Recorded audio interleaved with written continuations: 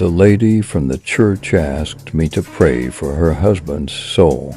I said, "Of course, when did he die?" And she answered, "Tomorrow." No child should die alone. That's why I decided to let my son invite some friends over. Someone started having a coughing fit at my workplace. The problem is that I work alone in a morgue. Never knock on your door from the inside at dawn. The devil can knock on the outside. These macabre stories and others that can't be told on the channel, you'll see in the Cursed ebook. The link is in the comments. Buy it now.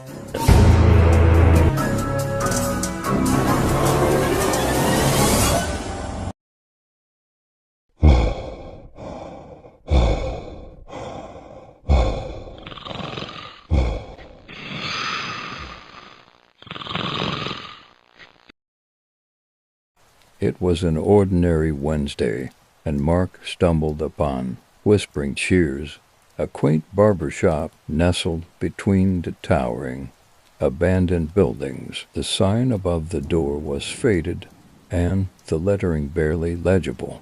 Curious and in need of a trim, he pushed open the creaking door, unaware that his life was about to change forever. The inside of the barber shop was surprisingly pristine. Antique chairs lined the walls, each adorned with plush, crimson upholstery. A large mirror stretched across the front, reflecting the room's golden light.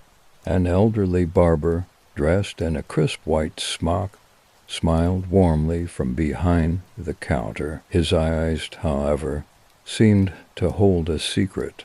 "Welcome," the barber's voice was smooth, almost melodious. "Before you sit, I must ask you to read the rules." He gestured toward a worn, leather-bound book resting on a small table beside the door. Mark hesitated, but then nodded, curiosity getting the better of him. The book was ancient, its cover cracked and yellow with age. The first page was inscribed with ornate script. Rule 1. Always read the rules thoroughly before proceeding with your haircut. The words seemed oddly insistent, but Mark shrugged it off as a quirky tradition. Rule 2. Ensure you understand and accept all consequences. Mark's eyes narrowed. The language was formal and unsettling, but he continued.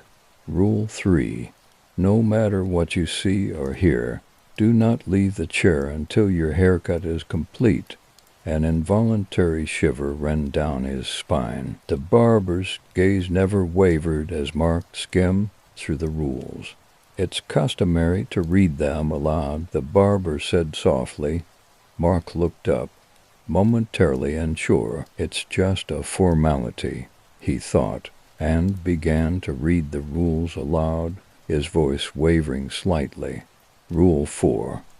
If you feel an overwhelming sense of dread, do not attempt to flee. Your haircut must be completed before you can leave. The air grew colder, and the room's golden light seemed to flicker.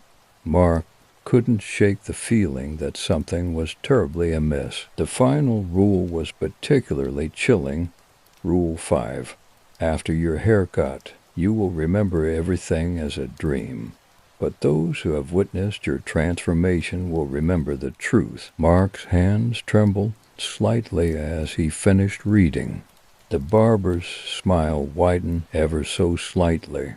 Mark's logical mind tried to rationalize the rules. They were just precautions, he told himself, not to be taken too seriously. The barber motioned to the vintage barber's chair, its red leather gleaming ominously. Mark reluctantly took a seat, trying to push his unease aside. As soon as Mark sat in the chair, the leather seemed to tighten around him, almost as if it was embracing him. The barber began his work with practiced precision. Mark's reflection in the mirror looked unnaturally pale, and he noticed the room's shadows seemed to dance in the corners. The sound of the clippers was oddly soothing, but the longer Mark sat, the more he felt as if the room was closing in on him. He tried to speak, to ask the barber if everything was all right, but his voice was swallowed by an inexplicable silence. The barber worked in meticulous silence. Gradually, Mark began to notice strange things. The reflection in the mirror seemed to shift, showing glimpses of shadowy figures lurking just beyond the edges of his vision. He blinked, but they were gone, replaced by his own anxious face. "Everything will be all right," the barber said softly, as though reading Mark's thoughts. His voice had a disquieting, almost hypnotic quality.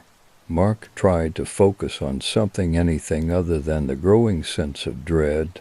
The rules were still echoing in his mind. "Remember, it's just a haircut," Mark muttered to himself, trying to remain calm. Yet the rules seemed to be coming alive in the room, each one becoming a sinister reality. The clippers buzzed closer to his ears, their sound growing increasingly oppressive.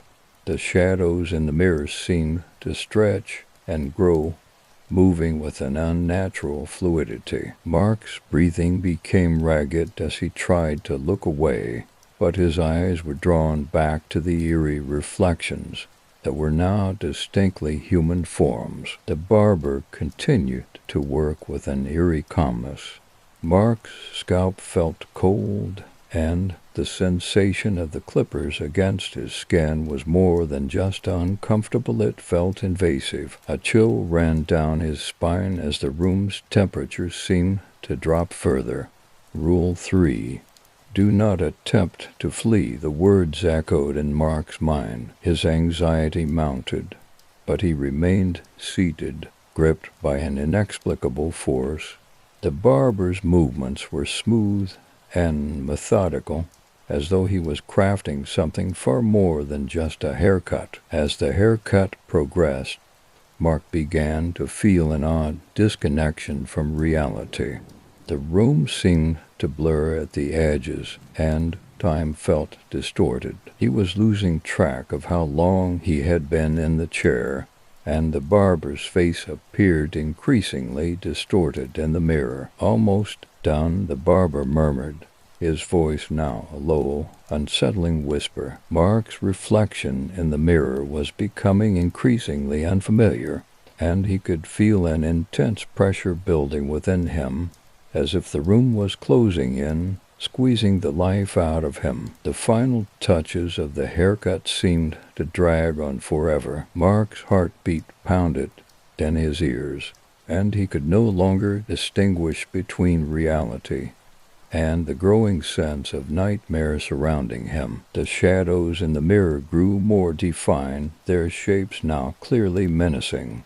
At last the clippers stopped, and the barber stepped back. "You're free to go," he said, his voice suddenly normal, almost cheerful.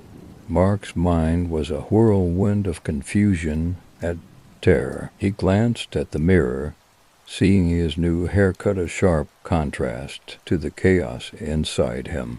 As Mark rose from the chair, he felt a wave of relief. The pressure and the shadows seemed to dissipate, and he hurried to the door. But as he reached for the handle, he noticed something disturbing in the reflection of the mirror. His own eyes were now a deep and settling shade of red. Mark stumbled back, his heart racing.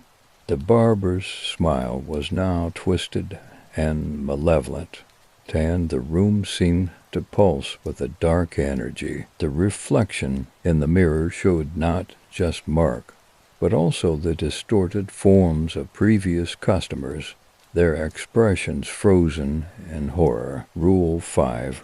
You will remember everything as a dream. The barber's voice echoed around him, but Mark knew it was far from a dream. Panic surged through him as he realized that he was trapped in a nightmare where the rules were the key to his escape. The barber's figure seemed to loom larger as Mark fought to comprehend his predicament.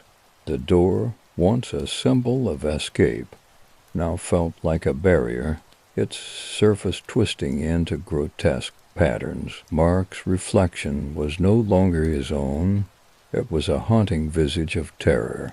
Desperation clawed at him as he tried to open the door, but it remained stubbornly shut. The room's shadows coalesced into a dark mist, and the eerie whispering seemed to grow louder, filling the room with a cacophony of tormented voices. "You must complete the cycle." The barber's voice resonated with an unnatural authority. Mark realized with a sinking feeling that the rules were not just warnings, they were binding contracts, trapping him in a cycle of fear and transformation. The barber advanced, his movements smooth but ominous. Mark's reflection twisted into an expression of sheer terror, and he knew that escape was no longer an option. The room's oppressive atmosphere seemed to drain all hope, leaving only the crushing weight of inevitability. With a final, resigned breath, Mark sank to the floor, his mind numb with dread. The barber's smile widened, and the shadows enveloped him, erasing all sense of time and place. Mark's last coherent thought was a desperate plea for release from this twisted nightmare. When the door finally opened, it was to reveal an empty barbershop.